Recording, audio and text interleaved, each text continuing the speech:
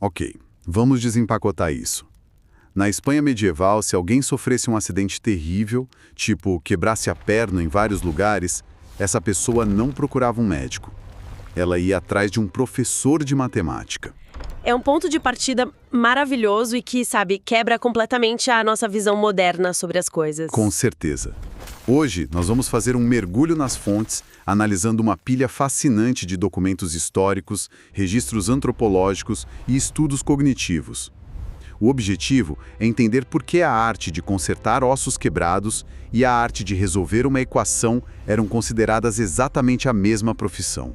E o que é fascinante aqui é que a gente tem essa arrogância cronológica, né? A gente acha que, com nossos smartphones e inteligência artificial, nós somos biologicamente mais inteligentes que as pessoas que viveram há 1000 ou 2000 anos. Mas a biologia mostra o contrário. Quer dizer, o hardware é o mesmo. A mente que construiu as pirâmides e calculou rotas estelares só olhando para o céu noturno, é exatamente a mesma mente que hoje muitas vezes sofre para calcular 10% de gorjeta num restaurante se o celular estivesse em bateria. Exatamente. A biologia craniana não mudou absolutamente nada. O volume do nosso córtex pré-frontal é idêntico ao de um escriba sumério, ou, sei lá, de um mercador da Rota da Seda. Se a gente trouxesse um bebê da antiga Babilônia para o presente, ele aprenderia a engenharia de software com a mesma facilidade que qualquer criança de hoje em dia. O que mudou drasticamente foi o atrito, sabe? O atrito cognitivo que a gente enfrenta. Isso. O esforço cognitivo que o ambiente exige de nós no dia a dia simplesmente desabou. E a matemática, historicamente falando, ela nunca foi só uma disciplina escolar para passar de ano. Ela era a infraestrutura literal da sobrevivência intelectual. E física também. Certo, então vamos tentar visualizar esse esforço antigo. Se alguém imaginar um mercado lotado na Bagdá do século IX, tem aquele cheiro forte de especiarias, um barulho ensurdecedor de negociações rolando em vários idiomas. Um caos absoluto. Exato. E um mercador ali no meio precisava calcular taxas de câmbio entre moedas de reinos diferentes, pesar frações de metais preciosos e, claro, calcular lucros. Tudo isso sem uma calculadora, sem uma planilha e, muitas vezes, sem sequer um pedaço de papiro. Que era caro demais para usar como rascunho. Pois é. Então, como isso era mecanicamente possível? Bom, os mestres antigos aprendiam matemática sem recursos visuais modernos, usando o que os pesquisadores chamam de máquina de memória de 5 dedos. Máquina de 5 dedos? Como não tinha como armazenar informação externamente, o próprio corpo era o computador. Eles não contavam só de 1 a 10 nos dedos. Usando o polegar, eles apontavam para as 3 falanges, aqueles 3 gominhos de cada um dos outros 4 dedos da mesma mão. Ah, entendi. Então isso dava 12. Exato. Isso permitia contar até 12 em uma única mão. E com a outra mão, eles registravam múltiplos de 12, chegando até 60. Caramba! Quer dizer que eles transformavam as próprias articulações das mãos num ábaco mental. Precisamente. É a base do sistema sexagesimal que a gente usa até hoje para medir as horas e os minutos. Nossa, faz todo sentido agora. E enquanto as mãos seguravam os números ali fisicamente, a mente criava tabuleiros de areia imaginários. Eles moviam peças abstratas numa memória de trabalho que era altamente treinada.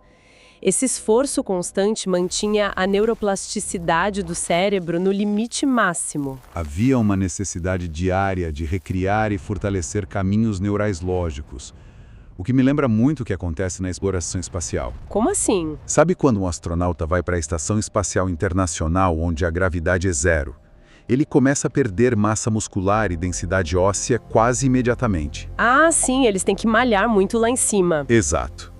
Para não atrofiar, ele precisa se amarrar a elásticos e levantar pesos artificiais por horas. Então eu fico pensando, a dificuldade cognitiva, esse ato de pensar com esforço, seria a nossa gravidade intelectual. Essa é uma metáfora mecânica perfeita. Porque hoje nós criamos um ambiente de gravidade zero para o cérebro através da tecnologia.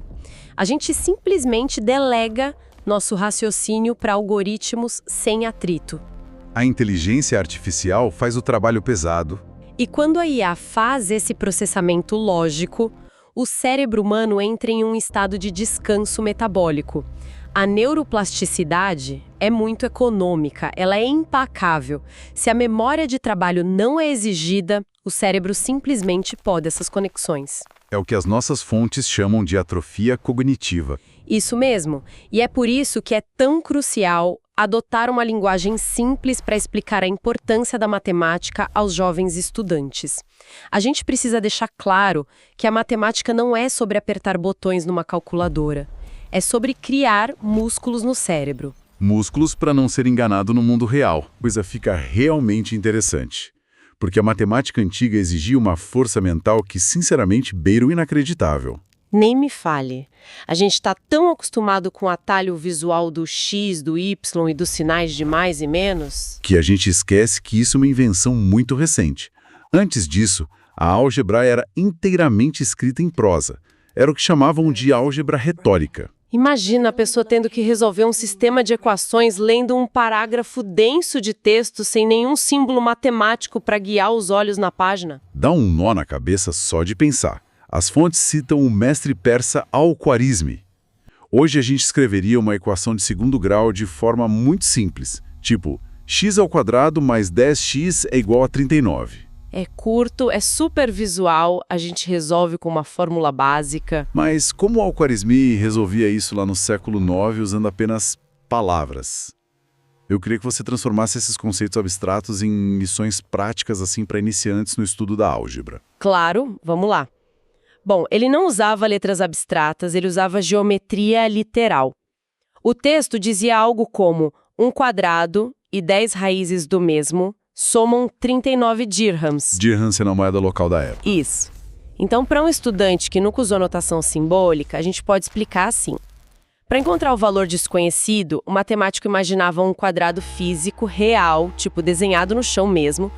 Como ele tinha 10 raízes, ele mentalmente dividia esse número e adicionava retângulos aos lados do seu quadrado imaginário. Então era uma manipulação espacial. Totalmente. Só que faltava um pedaço nas quinas para a figura geométrica ficar perfeita. O ato de calcular o que faltava para preencher esse buraco era literalmente chamado de completar o quadrado. Ah, o famoso método de completar o quadrado que a gente aprende na escola. Sim, mas feito inteiramente na memória de trabalho e traduzido em sentenças gramaticais completas. É um esforço brutal. E o próprio título do livro onde ele ensinava isso continha a palavra árabe, al-jabar. Que acabou dando origem à nossa palavra álgebra. Exatamente. E al-jabar significa a reunião de partes quebradas, ou a restauração. Porque, naquela época, eles não viam números negativos como algo natural isolado. Eles viam como um problema na equação, não é? Eram defeitos. Se uma equação tinha uma subtração, ela estava doente, fraturada.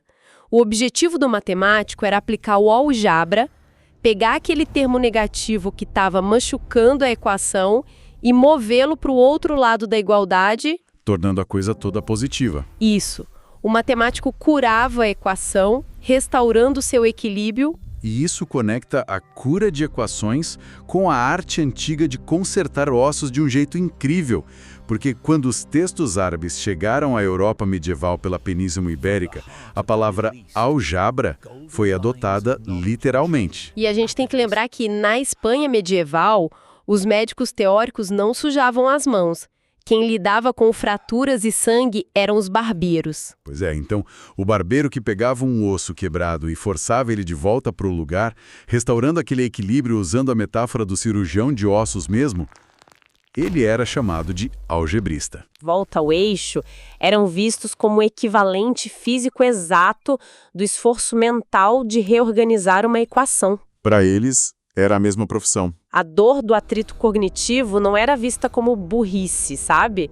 Era o processo terapêutico e necessário para encontrar a verdade. E a prova de que esses barbeiros algebristas existiam ainda sobrevive hoje de forma bem visual. Sim, sabe aquele poste giratório colorido que fica na porta de muitas barbearias clássicas? Aquele com listras em azul, vermelho e branco? Esse mesmo. As listras vermelhas representavam o sangue das sangrias e as listras brancas eram as ataduras estruturas usadas para imobilizar os ossos que o barbeiro acabara de curar usando o método Aldiabrar. Isso é fascinante demais. Mas convenhamos, o cérebro humano tem um limite. Resolver problemas espaciais gigantescos lendo textos em prosa o dia inteiro devia esgotar a memória de qualquer um. É por isso que começamos a usar símbolos. Se conectarmos isso ao panorama geral, sim, o cérebro gasta uma energia imensa para manter variáveis soltas na memória de trabalho. A evolução da notação algébrica, desde os manuscritos árabes até chegar na tecnologia moderna, foi basicamente a gente tentando aliviar essa carga mental. Exato. Tivemos várias fases. Passamos pelo uso de pequenas hastes vermelhas e pretas de bambu na China antiga para separar números positivos e negativos, por exemplo. Mas a grande revolução que mudou o raciocínio humano ocorreu em 1557. Com a invenção do sinal de igual. Por um médico e matemático galês chamado Robert Record. Ele estava escrevendo um livro prático para ensinar matemática a mercadores comuns na Inglaterra. E ele estava exausto de ter que escrever a longa frase é igual a repetidas vezes a cada linha, né? Sim, imagina a perda de tempo. Para poupar tempo e tinta, ele desenhou 2 linhas curtas horizontais e paralelas. Ele documentou que escolheu esse símbolo porque nenhuma 2 coisas podem ser mais iguais do que 2 linhas paralelas do mesmo comprimento. O que é genial e super poético. Mas se a gente parar para pensar, é exatamente a mesma motivação que nos leva a usar a inteligência artificial hoje. A eficiência, aquela vontade de pular etapas. A gente cria atalhos, porque o cérebro sempre busca economizar energia, é natural. Mas existe uma diferença brutal aí. O atalho do recorde, o sinal de igual, economizava apenas a etapa da escrita. Ele ainda precisava pensar, quebrar a cabeça e aplicar atrito cognitivo para encontrar a resposta da equação. O nosso atalho moderno, a tela do celular sem atrito, bom, ela pensa por nós. Uma distinção crucial. A notação simbólica que o Record ajudou a consolidar funcionou como um HD externo para a humanidade. Explica um pouco melhor como a notação simbólica funciona como esse HD externo para o cérebro. É que antes dos símbolos, o cérebro do matemático gastava, 80% de sua memória RAM mental só para reter as premissas do texto na cabeça. Os símbolos comprimiram a informação. É como um arquivo zip. Perfeito. Ao tirar esse peso absurdo de armazenamento dos ombros da memória de trabalho, o intelecto pôde repentinamente vislumbrar estruturas muito mais complexas. Sem o sinal de igual, seria impossível desenvolver o cálculo ou a física newtoniana, séculos depois. É loucura pensar que o homem que criou o primeiro arquivo zip da nossa mente morreu na mais absoluta miséria. O Record se envolveu numa disputa de poder na corte inglesa, foi processado por difamação, perdeu e acabou morrendo numa prisão de devedores, no mesmo ano em que publicou o livro que nos deu o sinal de igual. Uma ironia triste. Mas esse fim trágico, na verdade, revela algo muito obscuro sobre a época. A matemática não era uma profissão segura e pacífica de professores engravatados lendo livros. Era um esporte de sangue. Principalmente na Itália do Renascimento. Não existia o conceito moderno de tenure, a estabilidade no cargo universitário. As posições acadêmicas e os salários não eram garantidos de jeito nenhum. Ou seja, você não publicava suas descobertas numa revista científica para o avanço da humanidade. Muito pelo contrário. O cargo e o salário eram conquistados e defendidos em brutais duelos matemáticos públicos. Eram literalmente eventos esportivos que ocorriam em praças, assistidos por nobres e cidadãos comuns com grandes bolsas de dinheiro e prestígio profissional apostados. Uma disputa esportiva de elite. Na retenção desses duelos pra gente, porque é algo impensável hoje. Se você descobrisse uma fórmula nova, você a escondia como um segredo militar para poder aniquilar seus rivais nas praças públicas. E ninguém entendia de sobrevivência acadêmica melhor do que Niccolò Tartaglia. A história dele é a personificação desse atrito todo. O drama do Tartaglia é pesado. É muito sofrido. Na infância, durante um cerco militar à sua cidade, um soldado francês golpeou o rosto dele com uma espada. Ele sobreviveu, mas ficou com uma gagueira severa pelo resto da vida. Tartaglia é um apelido pejorativo que significa o gago. Ele cresceu na miséria extrema sem professores formais, né? Sim, ele aprendeu a ler usando pedras em lápides de cemitério porque não podia comprar papel. A única defesa que ele tinha contra a pobreza absoluta era o próprio intelecto afiadíssimo. E aí a vida dele colide com a de outro matemático, Antônio Maria Fior. E esse duelo é coisa de filme. O Fior tinha uma vantagem desleal. Antes de morrer, o mestre dele havia sussurrado para ele a solução para um problema que todo mundo considerava impossível na época, que era a resolução da cúbica deprimida. Para quem está ouvindo entender o desespero do Tartaglia, a gente precisa explicar o que é essa equação. Uma cúbica deprimida é uma equação de terceiro grau que sofreu uma amputação matemática. Falta a ela o termo ao quadrado. Voltando àquela visão visual e geométrica da álgebra, é como tentar fechar um cubo em 3 dimensões, mas sabendo que está faltando uma fatia inteira no meio da figura. Exato. A geometria tradicional falhava completamente ali. E o Fior usou esse segredo que ele tinha guardado para desafiar o Tartaglia para um duelo público de vida ou morte profissional. Ele enviou 30 problemas seguidos, todos exigindo essa fórmula secreta. E o Tartaglia não tinha o Google para procurar a resposta. Ele tinha apenas o seu cérebro e 30 dias de prazo.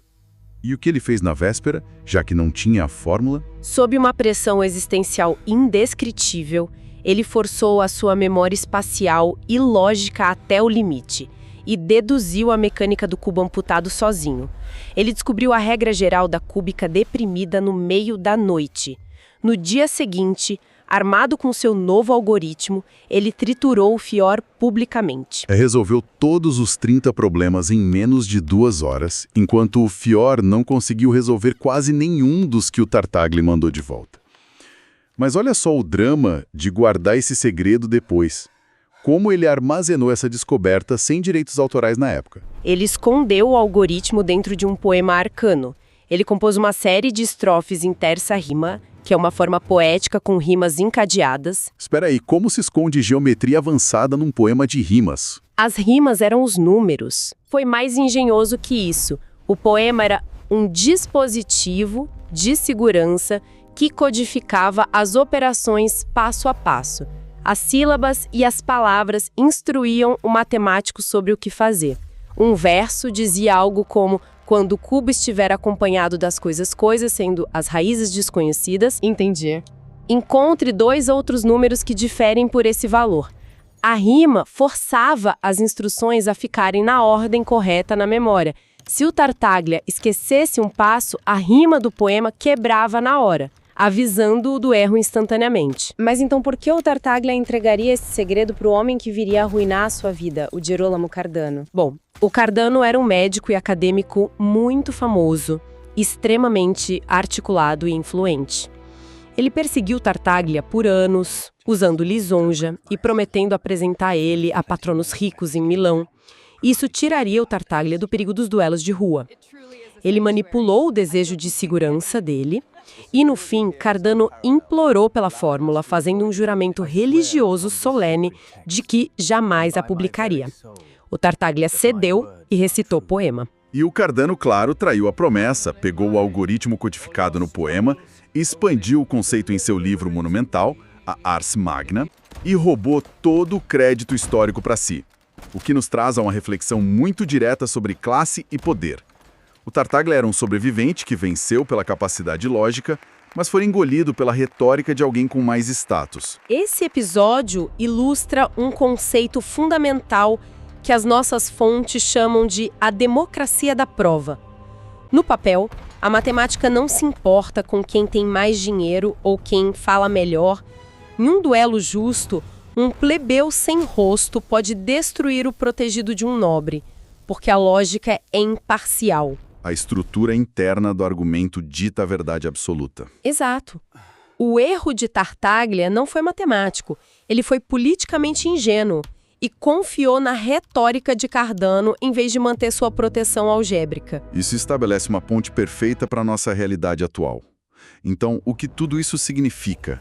Qual é o papel da álgebra no desenvolvimento cognitivo de estudantes universitários ou de jovens que estão entrando na vida adulta hoje?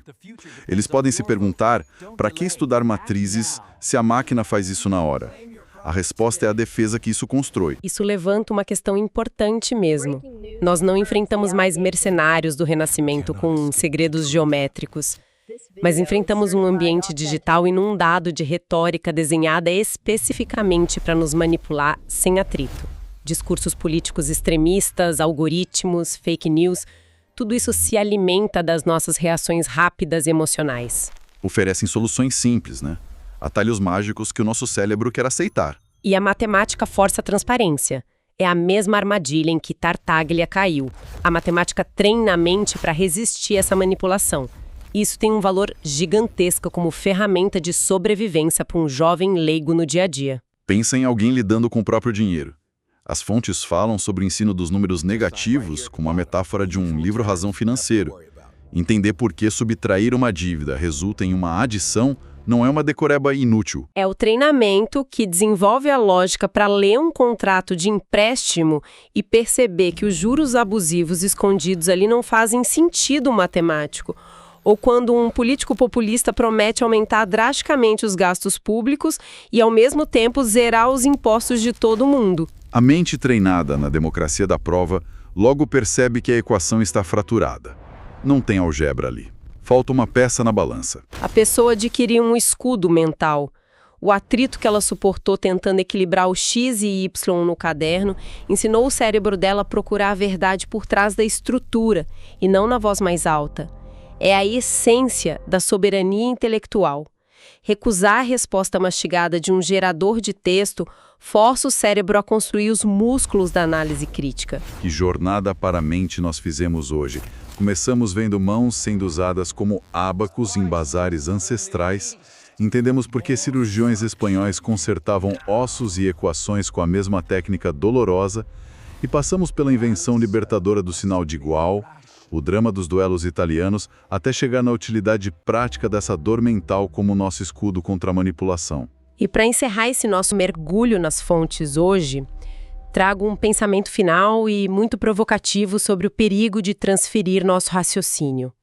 Há mais de 2.400 anos, o filósofo Sócrates alertou que a invenção da escrita criaria almas esquecidas. Olha só. Ele temia que as pessoas, ao verem seus pensamentos registrados externamente em papiros, parassem de exercitar a memória interna e passassem a ostentar apenas a ilusão da sabedoria. Ele previu o impacto do Google e do ChatGPT milênios antes. De certa forma, sim, mas o perigo agora atingiu o cerne da própria deliberação humana. O convite que fica para quem está ouvindo é este. Da próxima vez que houver aquela frustração aguda, aquele atrito mental irritante ao tentar resolver um problema complexo sem pedir ajuda ao celular, lembre-se de que essa dor não é falha de hardware. Não é incapacidade. Não, é o som da própria soberania intelectual se recusando a atrofiar no conforto do mundo digital. O verdadeiro poder cognitivo não está em encontrar o atalho perfeito.